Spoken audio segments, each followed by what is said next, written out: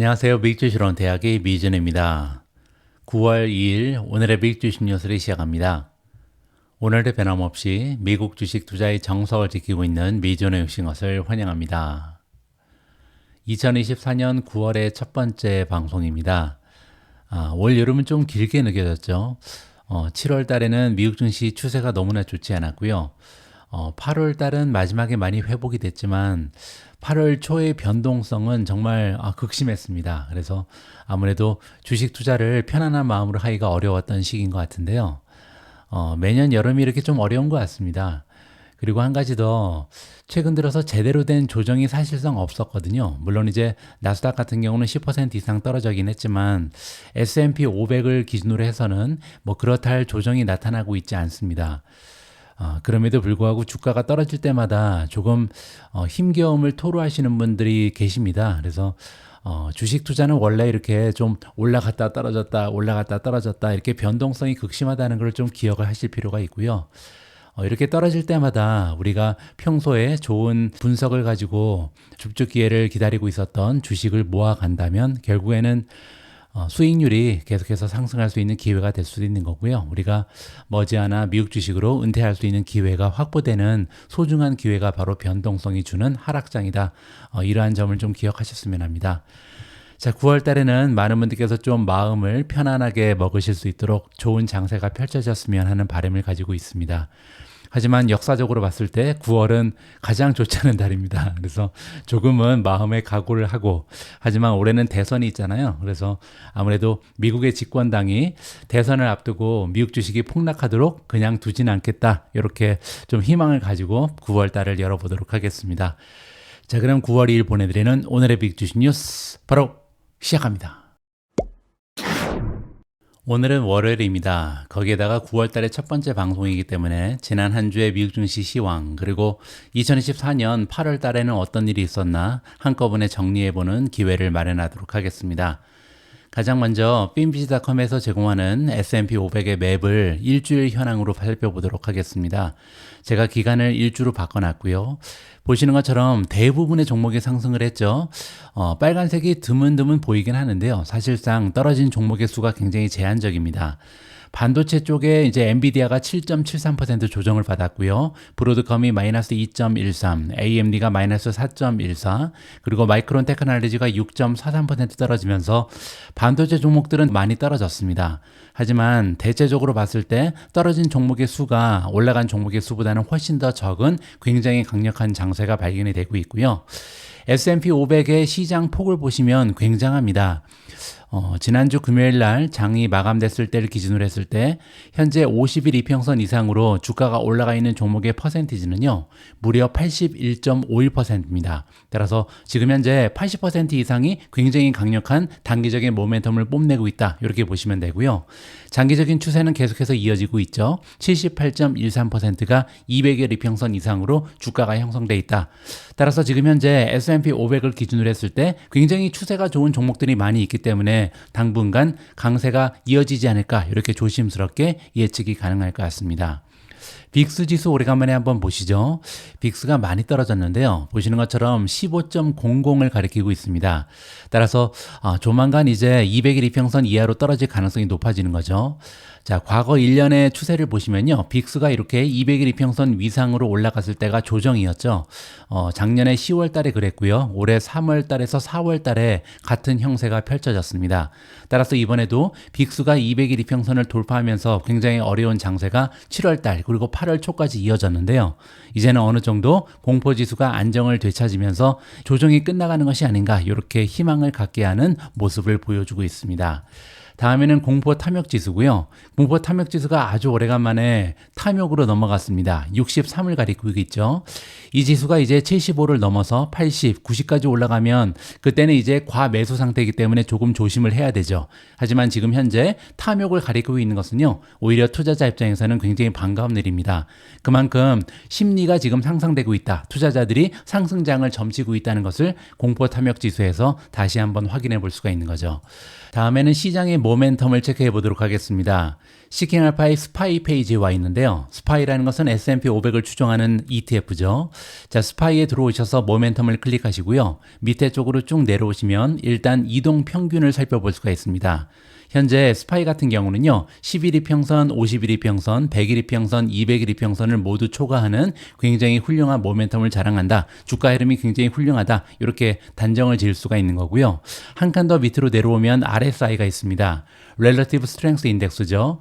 현재 스파이의 RSI는 62.06입니다. 따라서 50을 넘어가는 굉장히 강력한 추세를 발견할 수 있는 거고요. 더욱이 고무적인 부분은 RSI가 70을 넘어가게 되면요, 어떻게 보면 단기적으로는 조정을 받을 수 있는 극심하게 과매수 상태다. 이렇게 볼 수가 있는데요. 과매수까지는 한참 남았습니다. 따라서 70보다는 굉장히 낮고 50보다는 높은 적당한 수준을 보이고 있는 것이 스파이의 Relative Strength Index다. 이렇게 정리가 가능할 것 같습니다. 다음에는 2024년 8월 한 달 동안의 미국 증시 시황을 정리하도록 하겠습니다. 제가 finviz.com에서 제공하는 S&P 500 매백 기간을 한 달로 바꿔놨는데요. 보시는 것처럼 푸른색이 지배를 하고 있습니다. 뭐 군데군데 빨간색이 있긴 합니다. 구글이 4.26%, 아마존이 3% 빠졌고요. 테슬라도 마이너스 1.27%로 좋지 않았습니다. 그리고 반도체 종목은 대체로 좋았는데 마이크론 테크놀로지가 5.19% 빠졌고요. 인텔은 무려 24%나 폭락을 했습니다. 뭐 그렇게 떨어진 종목이 있긴 하지만 대체적으로 봤을 때 푸른색이 지배를 하고 있다. 이 부분이 고무적이고요. 더욱이 상승세가 굉장히 커다란 종목들이 많이 보이죠. 뭐 예를 들어서 엔비디아는 9.3%, 브로드컴이 10.75%나 상승을 했고요. AMD가 플러스 12%, 일라이 릴리가 플러스 15.3%, 벅시 애스웨이가 플러스 10.21, JP 모간도 8.1% 올라가면서 장세가 좋았을 뿐만 아니라 대체적으로 굉장히 선명한 녹색이 많이 발견된다. 따라서 2024년 8월 달은 강세장이었다. 이렇게 결론을 낼 수가 있을 것 같습니다. 다음에는요, 2024년 8월 한 달 동안의 S&P 500 성적을 섹터별로 정리를 하도록 하겠습니다. 가장 위쪽을 보시면 컨슈머 스테이플즈가 나오는데요. 우리가 필수 소비재라고 부르는 거죠. 경기를 타지 않고 꾸준한 매출을 낼 수 있는 기업들을 얘기합니다. 컨슈머 스테이플즈가 8월 한 달 동안 5.8%나 상승을 했고요. 두 번째로 리얼 에스테이트, 부동산이죠. 리츠가 5.6% 올라갔습니다. 세 번째는 헬스케어 5.0%, 네 번째로 금융주가 4.4%, 유틸리티가 다섯 번째로 좋았고요. 4.3% 8월 한 달 동안 주가의 상승을 도모했습니다. 따라서 정리를 해보면요, 8월 한 달 동안 추세가 좋았던 종목들은 대부분 다 이렇게 가치주가 포함되어 있는 섹터가 대부분이었다. 이렇게 보실 수가 있겠죠. 자, 우리가 주로 투자하고 있는 섹터를 한번 보도록 하겠습니다. 커뮤니케이션 서비스 같은 경우는 페이스북이라든지 구글이 들어가 있는데요. 1.2% 소폭으로 상승을 했고요. 자, 두 번째로 테크주가 들어가 있는 인포메이션 테크놀로지는 1.2%, 자, 다음으로 아마존이라든지 테슬라가 들어가 있는 컨슈머 디스크레셔너리, 즉 임의 소비재는 1.1% 하락했습니다. 전반적으로 S&P 500은 8월 한 달 동안 2.3% 상승했고요. 따라서 미국 증시는 8월 한 달 동안 가치주가 지배를 했구나, 시장의 폭이 넓어졌구나, 이 부분을 살펴볼 수가 있을 것 같습니다. 다음에는 미준 탑픽의 성적입니다. 7월 한 달 동안 추세가 가장 좋았던 종목은 제타입니다. 제타는 무려 25.88% 한 달 만에 주가가 급등을 했고요. 두 번째로 앱러빈이 플러스 24.11%, 팔란티어가 플러스 19.38, 우버가 플러스 15.91, 엔비디아 플러스 15.08, 브로드컴이 플러스 13.45, 메타 플러스 12.5, TSMC 플러스 11.10, AMD가 플러스 7.31%, 마지막으로 아이트론이 0.67% 소폭으로 상승 추세를 지켜냈습니다. 다른 종목은 하락했는데요. IWM, 러셀 2000을 추종하는 ETF가 1.12% 소폭으로 떨어졌고요. 마이크로소프트가 마이너스 1.37, 테슬라 마이너스 3.82, 구글 마이너스 4.06, TNA가 마이너스 6.45, 비트코인이 마이너스 12.23, 이멀전이 마이너스 24%, 마지막으로 비트코인을 추종하는 레버리지를 쓰는 ETF죠. BITU가 26.36% 한 달 동안 주가가 하락했습니다. 마지막으로 미준 포트폴리오의 수익률 현황입니다. 약 1년 전부터 제가 주식의 모멘텀에 초점을 맞춰 투자의 비중을 조절하는 이러한 투자 전략을 구사하고 있는데요. 과연 이렇게 모멘텀에 신경을 쓰면서 투자하는 것이 어느 정도의 수익률을 제공하는지 이 부분을 여러분들과 공유하고 있습니다. 이번 달에도 지난 한 달간의 월 수익률, 그리고 지난 1년간의 수익률을 여러분들과 함께 살펴보도록 하겠습니다. 다시 한번 정리를 해드리면요. 제가 투자하는 방식은 일단 포트폴리오를 구성하는데요. 이 포트폴리오를 구성할 때는 두 가지를 염두합니다. 첫 번째는 기업이 가지고 있는 성장의 스토리고요. 두 번째는 펀더멘탈이다. 자, 이렇게 기업의 스토리가 훌륭하고 펀더멘탈이 뒷받침되는 종목을 한 20종목 가까이 구성을 하고요. 그중에서 지금 현재 모멘텀이 가장 뛰어난 종목들의 투자 비중을 늘리고 모멘텀이 떨어지는 종목은 매도하면서 투자 비중을 낮춘다. 이렇게 설명을 드릴 수가 있을 것 같습니다. 2024년 8월 한 달 동안 미주은에서는요 1.76% 수익률이 마이너스를 기록했습니다. 개인적으로는 플러스를 좀 기대하고 있었는데 조금은 마음이 아픈 그런 성적이고요. 하지만 최근 1년 동안의 수익률은 아직까지 50%를 지켜내고 있습니다. 보시는 것처럼 2023년 4분기에는 13.56% 플러스를 기록했고요. 2024년 1분기에는 플러스 32.63%, 2024년 2분기에는 21.46%, 안타깝게도 3분기에 들어서는요, 9% 이상 하락 추세를 보이면서 최근 1년간의 수익률은 50.02%로 다소 하락했다. 이렇게 설명이 가능할 것 같습니다. 오늘 첫 번째로 준비된 기사는요, 지난주 금요일에 발표되었던 굉장히 중요한 경제 지표 하나를 함께 점검해 보도록 하겠습니다. 바로 PC 인플레이션 수치죠.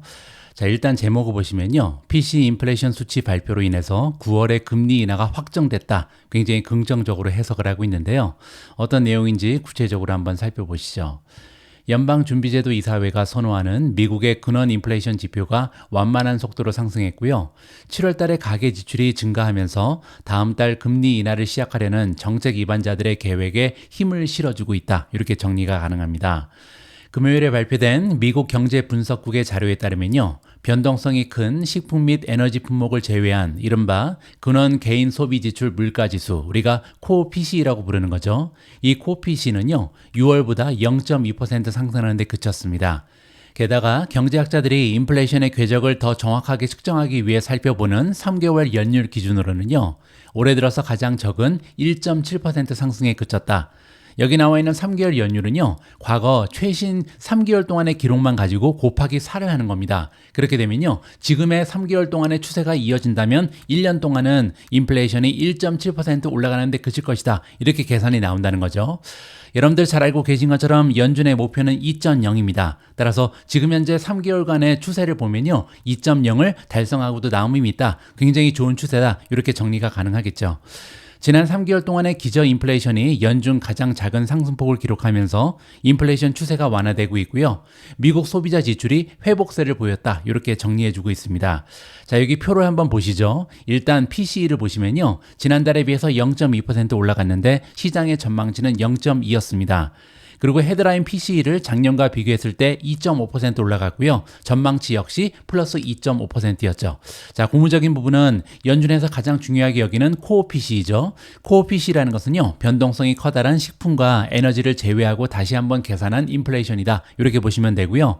코어 PCE가 지난달에 비해서 0.2% 올라가는 데 그쳤고요. 시장의 전망치 역시도 0.2%였습니다. 자, 하지만 작년과 비교하면요, 2.6% 올라갔는데 전망치는 플러스 2.7이었거든요. 따라서 전망치보다 낮은 수치가 발표됐다. 시장에서는 환호성을 질렀다. 이렇게 보시면 되겠죠. 자, 그리고 한 가지 더 고무적인 부분은요, 리얼 컨슈머 스펜딩입니다. 이거는 지난달에 비해서 실질적으로 사람들이 얼마나 많은 돈을 지출하고 있는가, 이걸 계산했더니요, 플러스 0.4가 나왔죠. 자, 그런데 이 수치 역시도 시장의 기대치는 0.3이었습니다. 이 얘기는요, 아직도 경기가 괜찮다는 거죠. 왜냐하면 사람들이 아직도, 소비자들이 계속해서 지출을 늘려나가고 있다. 이 부분을 우리가 살펴볼 수가 있는 거죠. 정책 입안자들은 주택과 에너지를 제외한 서비스 인플레이션에 대해서도 더 많은 관심을 기울이고 있다. 최근 들어서요, 인플레이션이 대부분 다 서비스에서 오고 있죠. 상품에 대한 인플레이션은 굉장히 많이 떨어졌습니다. 따라서 서비스 쪽의 인플레이션이 굉장히 중요한데요. 미국 경제분석국에 따르면 이 지표 역시도 7월 달에 2달 연속으로 0.2% 상승하는 데 그쳤습니다. 1년 전과 비교하면 3.25% 올라가면서 3년 만에 가장 느린 상승률을 보였다. 이 부분도 굉장히 고무적이죠. 그리고 또한 인플레이션 조정 소비자 지출은요, 0.4% 증가하면서 전월보다 상승폭이 확대됐다. 아까 우리가 살펴본 리얼 컨슈머 스펜딩을 얘기하는 겁니다. 시장의 기대치는 0.3이었는데 이보다 훌륭한 0.4% 증가가 발표됐다. 물론 한 가지 이유는 있었습니다. 사이버 공격으로 판매가 중단된 이후에 반등한 자동차 때문에 상품 지출이 지출이 상승을 했다. 이렇게 볼 수가 있는 거고요. 자, 이번에는 조금 실망스러운 부분이 있다고 얘기하는데요. 인플레이션 조정 기준 가처분 소득 증가율은 2달째 거의 증가하지 않았다고 합니다. 그리고 또한 저축률이 2.9%인데요. 2008년 이후 두 번째로 낮은 수치를 기록했다. 자, 따라서 지금 소비자들의 지출이 기대치보다 많이 상승한 것은 굉장히 긍정적인데요. 한 가지 안 좋은 부분은 소득 증가율이 2달째 거의 증가하지 않았다. 그리고 현재 저축률이 계속해서 떨어지고 있다. 따라서 장기간 동안 이러한 지출 내역이 계속해서 유지될 가능성은 적지 않은가, 이렇게 우리가 부정적으로 해석을 해볼 수가 있겠습니다. 따라서 금요일의 보고서는요, 통화정책의 제한성을 완화하기 시작할 때가 됐다는 견해를 뒷받침한다. 즉 지난주 제롬 파월 연준 의장이 중앙은행이 다음 달부터 차입 비용을 낮추기 시작할 때가 왔다라고 말한 이유를 설명해 준다라고 정리가 가능할 것 같습니다.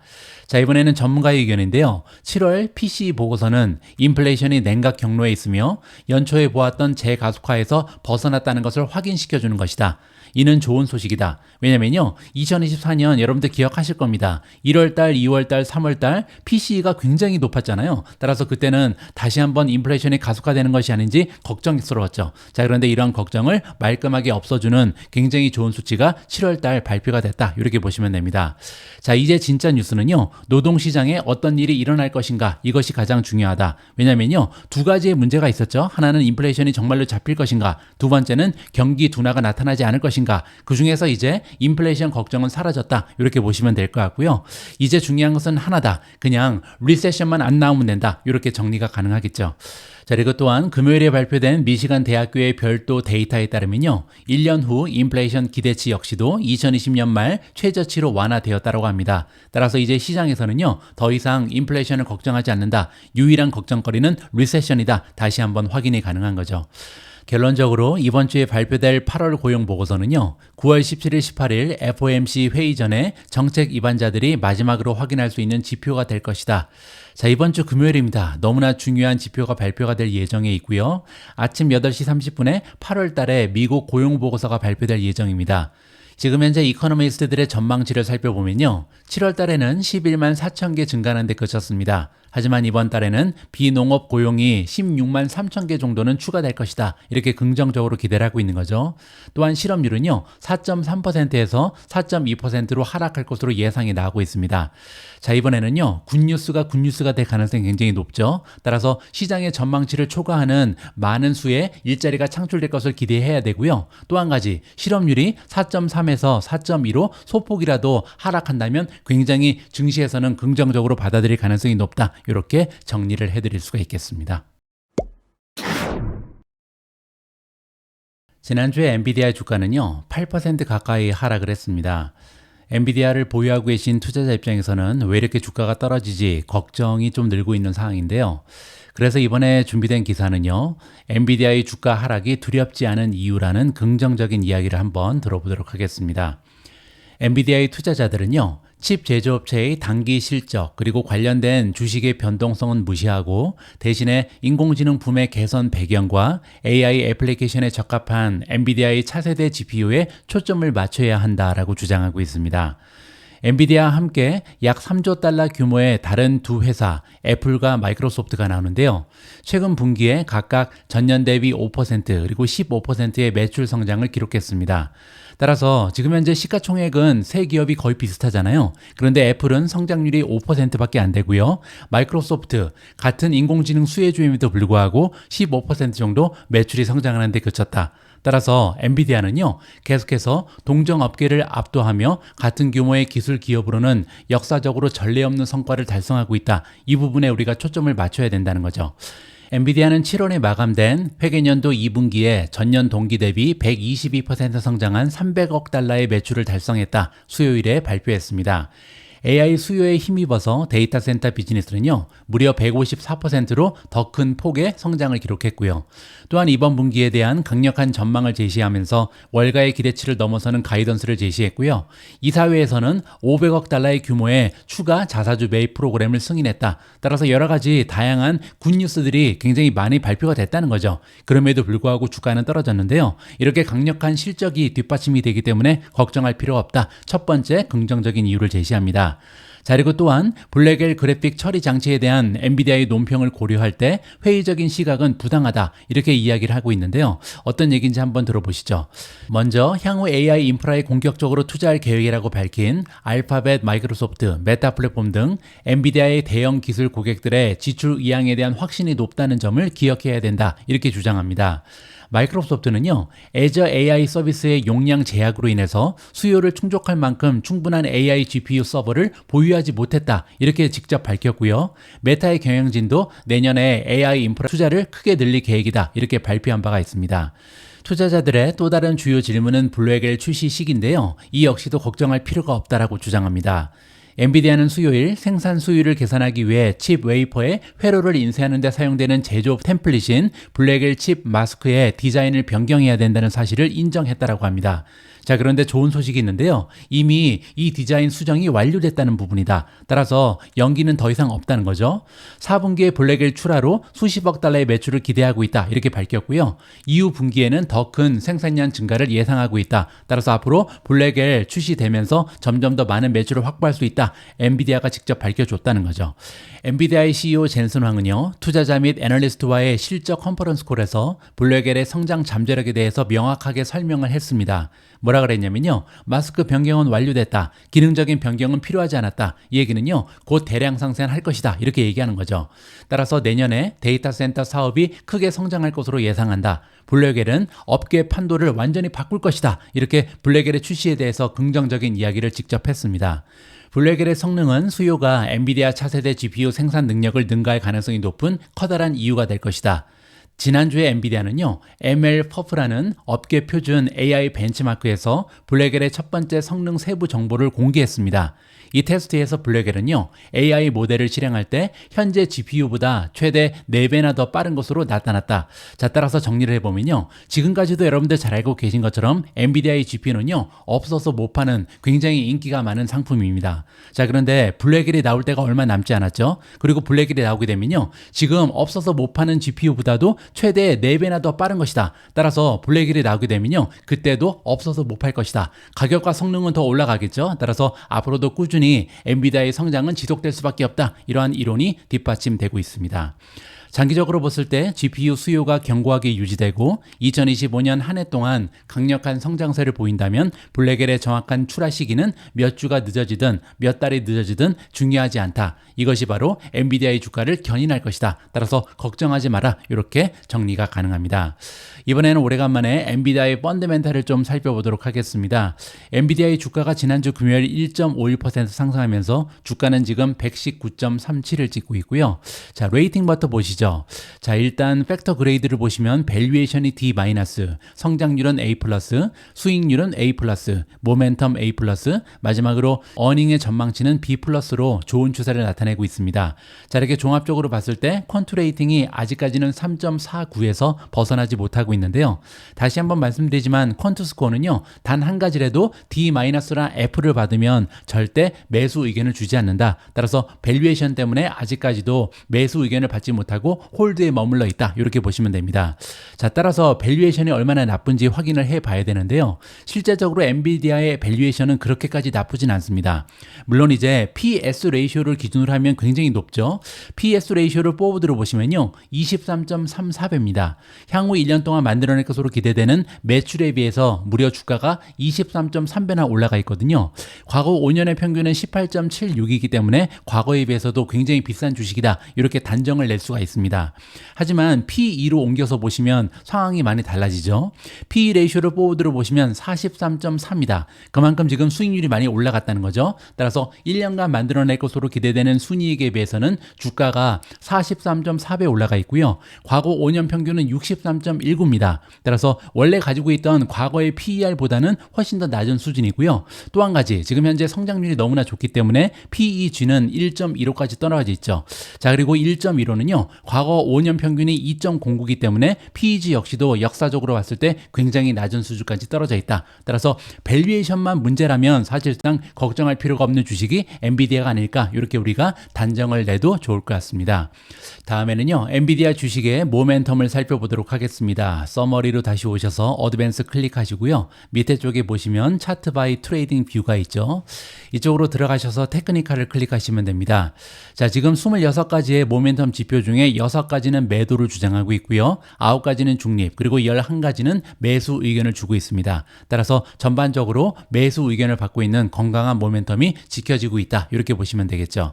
마지막으로 엔비디아의 주가 차트입니다. 지금 보고 계신 그림은 엔비디아의 1년 주가 차트인데요. 3가지 정도를 짚어드릴 수가 있을 것 같습니다. 첫 번째로요, 8월 초에 엔비디아 주가가 엄청나게 떨어졌었죠. 그때 한 96까지 떨어졌었는데요. 여기에서 반등이 가능했습니다. 그 이유는 여기 보시는 것처럼 정고점이 2개나 있죠. 따라서 정고점이 이제는 강력한 지지선을 형성한다. 이 부분은 굉장히 고무적이고요. 자, 그리고 두 번째로 지금 현재 주가 수준이 119달러 정도가 되는데요. 여기에도 전 저점이 있습니다. 전에도 여기서 한번 반등을 했었죠. 따라서 이번에도 반등이 가증하지 않을까, 이렇게 우리가 좀 기대를 해볼 수가 있는 거고요. 만약에 119달러에서 다시 한번 반등이 가능하다면 여기 보시면요, 컵 앤 핸들이 형성될 수도 있습니다. 따라서 주가 차트가 굉장히 예쁜 모습을 나타내기 시작했다, 이렇게 긍정적으로 평가가 가능할 것 같습니다. 다음에는 오래간만에 테슬라 관련된 기사를 준비했습니다. 이 기사의 제목에 따르면 테슬라는요, 에너지 분야의 애플이다라는 주장인데요. 어떤 얘기인지, 어떤 근거가 있는지 한번 살펴보시죠. 테슬라는 에너지 분야의 애플이 될 수 있다라고 윌리엄 블레어라는 투자기관에서 주장을 합니다. 테슬라 주식에 매수 등급을 부여한 이유 중에 하나, 가장 중요한 이유 중에 하나가 바로 에너지 분야다, 이렇게 주장을 밝히고 있고요. 윌리엄 블레어의 애널리스트 제드 도루 샤미어는요, 목표 주가는 없이 매수 등급으로 테슬라 주식에 대한 커버리지를 시작했습니다. 블레어에서 매수 등급은요, 특정 주식이 시장을 능가할 것으로 예상한다는 것을 의미한다. 이 얘기는요, 다가오는 1년 동안 테슬라의 주가 상승률이 S&P 500을 넘어설 것이다, 이렇게 해석이 가능하겠죠. 제드 도루 샤이머는요, 테슬라의 에너지 저장 사업이 과소평가된 자산이다. 그렇기 때문에 테슬라 주식을 사야 된다, 이렇게 주장을 하고 있는 거죠. 테슬라는요, 가정용 그리고 유틸리티용 배터리 팩을 만들고 태양열 지붕을 생산합니다. 지금 현재로서는요, 가장 중요한 것은 이 배터리 팩에 미래가 달려있다, 이렇게 볼 수가 있는 거고요. 재생에너지 발전의 증가, 그리고 인공지능 데이터 센터의 전력 수요가 이 사업의 순풍이 되고 있다. 최근 들어서 테슬라가 가지고 있는 비즈니스 모델 중에서 성장률이 가장 좋은 것이 바로 에너지인데요. 그 이유 2가지가 제시되고 있는 거죠. 점점 더 많은 쪽에서 재생에너지를 사용하고 있고요. 두 번째는 인공지능 때문에 데이터 센터에 엄청난 전력이 필요하죠. 따라서 이 2가지 이유를 가지고 이 배터리 팩을 비롯한 에너지 사업이 곽강을 받고 있다, 이렇게 보시면 됩니다. 테슬라의 에너지 저장 및 발전 부분은요, 2분기 매출의 약 12%를 차지합니다. 아직까지는 비중이 좀 적긴 하죠. 하지만 그럼에도 불구하고 성장률이 좋기 때문에 다가오는 미래에는 이러한 매출에서 차지하는 기여도가 계속해서 올라갈 것이다, 이렇게 기대가 가능한 거죠. 전년 동기 대비 10% 성장했습니다. 참고로 자동차 부분 매출은 2분기에 전년 동기 대비 7% 감소했고요. 따라서 지금 현재 자동차 부분이 너무나 좋지 않은데요. 반면에 에너지 부분은 계속해서 꾸준히 성장하고 있다, 이렇게 보시면 되겠죠. 도르샤이머는요, 전기차 판매 증가세가 둔화됨에 따라서 에너지 저장 사업이 점점 더 많은 주목을 받을 것이다, 이렇게 주장합니다. 더욱이 테슬라가 연구 중인 로보택시 그리고 로보틱스가 있는데요. 이거랑 에너지 저장 장치가 결합되면서 테슬라의 하드웨어인 자동차, 로보택시, 로봇이 가정, 유틸리티 기업에서 테슬라 소프트웨어로 실행되는 애플과 같은 에너지 생태계를 구축하게 될 것이다, 이렇게 주장하고 있는 겁니다. 따라서 정리를 해보면요, 3가지가 등장하죠. 첫 번째는 에너지죠. 두 번째는 하드웨어입니다. 하드웨어는요, 테슬라는 로보택시도 있고 자동차도 있고 그리고 로보틱스도 있죠. 우리가 얘기하는 휴머노이드 로봇을 얘기하는 거고요. 그리고 또 한 가지가 있습니다. 바로 소프트웨어죠. 따라서 이 3박자가 골고루 갖춰둔 애플과 같은 에너지 생태계를 구축할 수 있는 것이 테슬라의 미래다, 이렇게 마무리를 하면 좋을 것 같습니다. 자, 오래간만에 테슬라의 모멘텀을 좀 살펴보시죠. 어드밴스 클릭하시고요. 밑으로 내려와서 차트 바이 트레이딩 뷰를 보면 될 것 같습니다. 지난주 금요일날 테슬라의 주가가 많이 올라갔습니다. 3.8%나 급등했는데요. 그러면서 모멘텀이 많이 향상된 것을 살펴볼 수가 있겠습니다. 보시는 것처럼 26가지의 모멘텀 지표 중에 3가지만 매도를 주장하고 있고요. 9가지는 중립, 14가지는 매수를 밝히고 있다. 따라서 모멘텀이 많이 향상되는 모습을 지금 테슬라가 보여주고 있다. 이렇게 정리가 가능합니다. 다음에는 우버 관련된 뉴스를 준비했습니다. 많은 분들께서 알고 계신 것처럼 한국이라는 시장은 굉장히 어렵습니다. 외국 기업들 입장에서 그렇다는 거죠. 가령 예를 들어서 구글 같은 경우는 전 세계 어디 가나 구글을 사용하는데요. 한국에서만 구글을 사용하지 않고 네이버를 쓰죠. 우버도 마찬가지입니다. 가장 어려운 시장인 한국에서 굉장히 고전을 해왔는데요. 최근 들어서 성장이 가속화되고 있다는 반가운 소식을 접할 수가 있었습니다. 택시 호출 시장의 90% 이상을 점유하고 있는 국내 선두주자 카카오와의 치열한 경쟁에도 불구하고요. 우버의 CEO 다라 코스로이샤이는 한국에서의 성장에 대해서 낙관적인 전망을 밝혔다. 로이터 통신이 보도하고 있습니다. 코스로샤이는요, 현재 한국 택시 기사의 약 20%가 우버 택시 플랫폼을 사용하고 있다. 이렇게 밝혔고요. 특히 외국인 관광객의 증가로 인해서 승객 수가 전년 대비 80% 가까이 증가했다. 이렇게 강조하고 있습니다. 이 부분이 고무적이죠. 여러분들 아마 한국에 계신 분들은 잘 실감을 못 하실 텐데요. 저처럼 외국에 사는 사람들 입장에서는 최근 들어서 한국의 위상이 너무나 많이 올라갔다는 것을 절실히 느끼고 있습니다. 따라서 한국에 한번 놀러 가는 게 꿈인 사람들이 많이 있거든요. 이런 사람들이 이제 한국에 갈 때 택시를 타고 다녀야 될 텐데 택시 예약할 때 우버가 있는지 가장 먼저 살펴보겠죠. 따라서 이러한 한류의 영향으로 인해서 우버가 혜택을 받고 있다. 이렇게 보시면 됩니다. 우버 앱을 사용하는 택시기사는요, 더 많은 돈을 벌고 더 바쁘게 일할 수 있다는 것이 팩트다. 이렇게 지금 코스로샤이가 주장을 하고 있고요. 우리는 시장보다 훨씬 빠르게 성장하고 있으며 시장 점유율은 여기서부터 계속 높아질 것으로 확신한다. 이렇게 자신감 있는 목소리를 내고 있습니다. 참고로 우버는요, 2013년 한국 시장에 처음 진출했었고요. 규제 법규로 인해서 철수했었습니다. 그리고 나서 2021년 재진출하면서 국내 2위 대기업인 SK그룹과 합작 법인인 UT를 설립했다. 이렇게 보시면 되죠. 그리고 올해 3월에는요, UT의 택시 호출 서비스를 우버 택시로 리브랜딩했다. 여기에서 이름을 UT에서 우버로 바꾼 이유가 바로 한국에 방문하는 관광객 수가 너무나 많이 늘었기 때문에 우버라는 이름을 이용하는 것이 더 유리하다. 이러한 결론을 도출한 것이 아닌가 개인적으로 판단하고 있습니다. 다음에는 우버의 모멘텀을 잠깐 보여드리면요. 엄청납니다. 26가지의 모멘텀 지표 중에 지금 매도를 주장하고 있는 지표는 단 한 가지도 없고요. 10가지는 중립, 그리고 16가지는 매수를 주장하고 있다. 따라서 더할 나위 없이 훌륭한 모멘텀을 간직하고 있는 주식이 바로 우버다. 이렇게 마무리해드리겠습니다. 9월 2일 오늘의 빅 주식 뉴스는 여기까지입니다. 오늘 방송도 함께 해주셔서 감사합니다. 여러분들 참고로요, 오늘 9월 2일 날은 미국 증시가 열리지 않습니다. 9월의 첫 번째 월요일은 노동절이거든요. 그래서 미국 증시가 열리지 않으므로 오늘은 조금 심심한 월요일이 될 것 같습니다. 오늘 준비했던 기사 중에 읽어드리지 못한 부분은 내일 방송에서 미국 증시 오픈을 앞두고 다시 한번 여러분들과 함께 공유할 수 있는 기회를 마련하도록 하겠습니다. 미국 증시는 없지만 여러분들 즐거운 마음으로 한 주 시작하시고요. 내일 방송에서 조금 더 밝은 모습으로 인사드릴 수 있도록 하겠습니다. 우리 모두가 미국 주식 투자로 은퇴하는 그날까지 다 함께 화이팅입니다. 행복한 하루 되세요. 감사합니다.